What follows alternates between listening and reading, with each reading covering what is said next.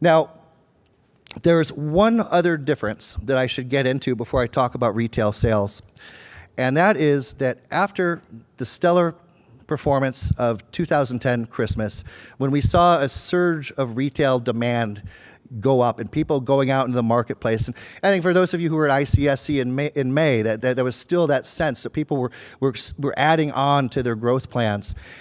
That stopped in August. A few people pulled back. Not a lot. Most people just kind of took this attitude, let's wait and see. But suddenly deals started taking longer to get done. There were more committees to go through. The good news is not a lot of people pulled back from growth plans. But even though we beat the expected Christmas numbers again this year, going into 2011, ICSC, NRF, both said 2.5% growth. Well, we came in between 3.5 and 4, depending on the source. The problem is that this year, most retailers feel that it was driven by the sharp discounts they had to offer. And because of that, we haven't seen anybody creeping those numbers back up yet. I do think a few more months of positive performance and we'll see that. But the fact is that demand levels are right now still about the same where we saw them before the Christmas season. The interesting thing though is if you look at year-over-year retail sales, actually, we're still doing quite well. The problem is that the margins are slimmer, the profits are slimmer, and so that's a real problem in the marketplace. Now, if you go beyond those numbers, I think there's a more telling story, and that's when you break things down as to same-store sales and what's happening in the marketplace and who's doing what.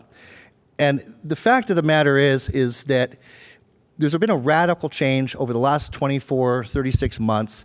When we first went into the recession, everybody was nailed. The only people who were putting up positive same-store numbers were the discounters, some grocery players, drugstores, people who were focused on consumer staples. The luxury guys were getting killed. Literally until September 2010, when things started turning around for same-store sales, you had players like Saks Fifth Avenue that for 18 months straight were dealing with double-digit decreases in sales for the majority of that time.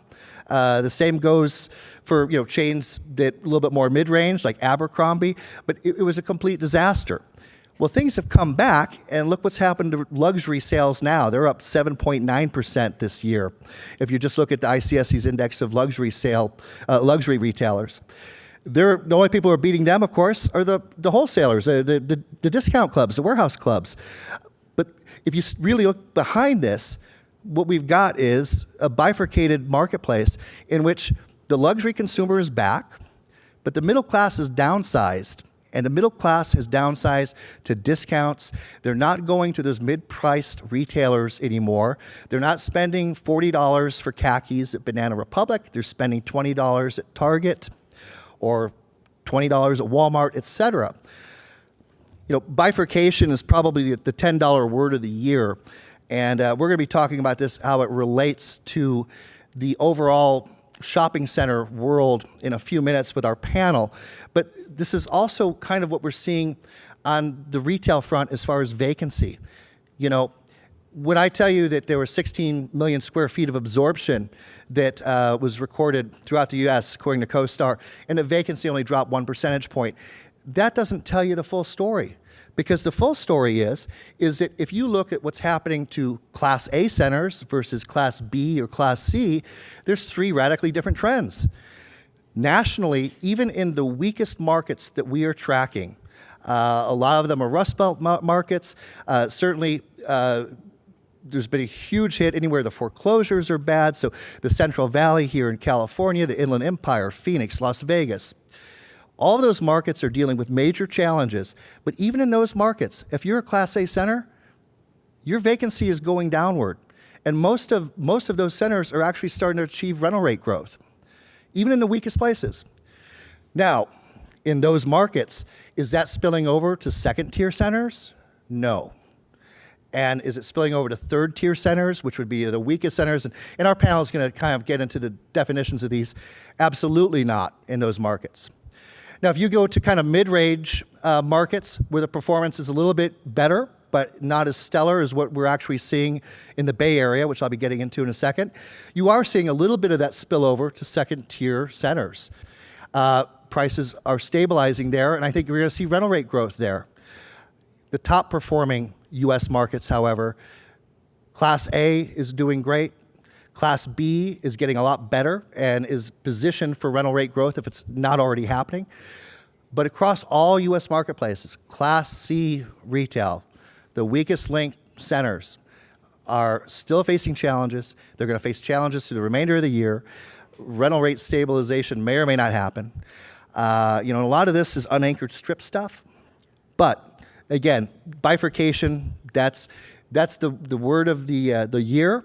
And not only with the shopping centers, but with consumers. And in response to that, we're actually seeing a whole bunch of changes in the marketplace. If you look what JCPenney is doing. JCPenney just made this big announcement a couple weeks ago. Essentially, they had added Sephora as kind of a store within a store last year. It was a great experiment for them. They want to add more store within a store retailers, but they also want to do this at the same time of dropping their prices, getting rid of promotions. So they're trying to upscale and downscale at the same time. It's not exactly rocket science when you look at the executive who's leading this charge as a guy who came from Target, that they're trying to go for Target's kind of cheap, chic cachet. Now, this will either be a monumental success or a monumental failure for them. We're not sure. But they're trying to become the target of the malls. And why? Well, because that's where the consumers are spending their money. They've downsized.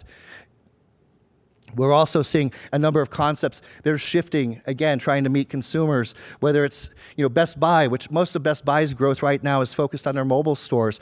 But their full-size stores, they're trying to sublease space out. They're trying to cut their footprint back. And of course, smaller urban footprints are kind of the hot thing over the last year, and it's going to continue that way going forward. It's not just about having a smaller footprint to maximize sales per square foot or to get into urban locations where the rents are cheaper now than they were a couple years ago at the peak of the cycle. A lot of it has to do with where do you want to expand? And I'll get into that in just a second. But of course, we're also seeing smaller format groceries that are popping up, numerous concepts across the board. That's one of the biggest growth sectors in the retail world. And the downsizing is not just limited to box users. There's a lot of restaurant chains that used to be in the 3,000 to 3,500 square foot range. They're trying to get by with 2,500 to 3,000. You've got some casual restaurant chains, for example, Red Robin, where they're trying to do smaller version, more of a fast casual concept instead of their full service casual restaurants. Essentially, the retailers that are out there that are growing are looking for sure things. And this bodes extremely well for the Bay Area because what's on their laundry list? They want high density populations. They want higher income demographics. They want lower levels of unemployment. And all of these things are places where the Bay Area tends to score fairly well as far as the charts looking across the U.S., as far as having a combination of the three. In terms of individual retailers who are growing, our panel is going to get to addressing naming names. But the fact of the matter is, looking ahead, automotive is going to be still a hot topic out there because even though car sales are up, the fact of the matter is a lot of that's due to pent-up demand. People were trying not to replace their cars. You got to replace them sooner or later. But most consumers are still trying to get by without replacing cars.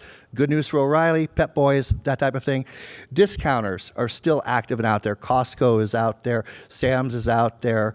Out on the East Coast, BJ's Wholesale is out there. I know of a private equity group that is talking about picking up a wholesaler on the East Coast, that if they do it, they're talking about national expansion, 100 stores or more over the next 3 years for a 100,000 square foot user. And the good news is they want to backfill big box space. They want bargains, and they will look at Kmart or Sears space, which is one of those places where we're seeing space come back to the marketplace. But certainly Ross, Marshalls, TJ Maxx, all the off-price apparel guys are still out there. You've got the department stores that have decided to focus less on department store development, although a little bit that's coming back. But Nordstrom is much more active in expanding their rack concept, whereas Bloomingdale's and Saks off Fifth, all those guys are looking at more growth from their discount concepts than from their traditional department store concepts. Sporting goods, wireless stores, banks. The one thing that gives me pause when I look at this list is think of how many of these users are in the 5,000 square foot range or less. And that is a challenge for the marketplace. But certainly we see a slew of fitness and health concepts. Drugstores are looking probably to have a bigger growth year this year than last. And thrift stores, dollar stores, Family Dollar, Dollar General, 99-cent only. You just go down the top 3 expanding dollar store chains, and there are plans for over 1,800 new stores throughout the United States this year alone. Huge growth. Beyond that, of course, we get to groceries, which I'm going to get into more depth in a second. Another one of the huge growth drivers right now in the marketplace. And when we look for smaller space users, a lot of the action right now is all about food. Now, fast food and fast casual are ruling the roost. Some of you might wonder, how many burger joints can we sustain? The fact of the matter is there's some pretty good burger joints coming down the pike. And I think probably a few more, actually. But those are hot growth areas. We're even seeing some new casual dining chains coming back, although for the most part, that's a weird one, because there's also struggling casual dining chains like Real Mex is still in bankruptcy, and that's the operator for El Torito. They're going to be closing more stores, and you've got some players that are on the edge there. But that's kind of one of those places where we're going to see a little bit of a carousel with casual dining. Overall, who's going away? Bookstores, video stores, people who technology has passed by. Do-it-yourself home stores. Lowe's is going to close 20 stores this year. They just laid off their entire real estate department about a week ago. Not a good sign for any hopes of expansion in the next year or so.